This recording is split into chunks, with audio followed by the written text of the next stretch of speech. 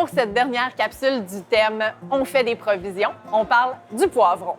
Le poivron, c'est un autre de ces légumes qui, en ce moment, là, ça déborde au marché. Il y en a beaucoup de toutes les formes, de toutes les couleurs, mais il sera plus disponible, le poivron, en version des champs d'ici pendant l'hiver. Donc, c'est vraiment le moment, là, le pic de l'abondance de la saison pour se faire des provisions. Et je vous suggère aujourd'hui ma façon préférée de faire des provisions de poivron, c'est le coulis de poivron.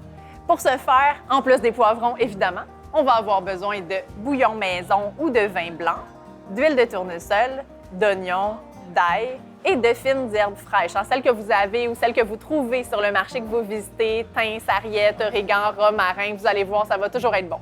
Toutes les étapes de la recette vont être disponibles sur la page Facebook de l'Association des marchés publics du Québec. Une fois que vous avez ce précieux coulis de poivrons sous la main, c'est super facile à utiliser. Ça peut servir de sauce pour un plat de pâtes, ça peut servir de sauce à pizza, ça peut être servi pour napper un poisson ou une viande blanche, par exemple, avec un tofu également. Ça peut servir de base de trempette. Vraiment, c'est hyper polyvalent. Puis quand vous aimez le goût du poivron, vous ne manquez pas d'idées pour l'utiliser. Ce coulis de poivron, j'en parle comme une recette de conservation parce qu'il se congèle super bien. On peut en congeler des pots de 250 ml, 2 tasses, 1 litre, vraiment en fonction du format de notre famille.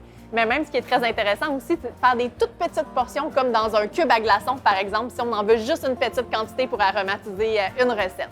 Parlant de congélation, le poivron, vous pouvez évidemment le congeler aussi en petits dés, en lanières. Vous allez être content d'en avoir sous la main pour vos omelettes, par exemple, ou garnir une pizza.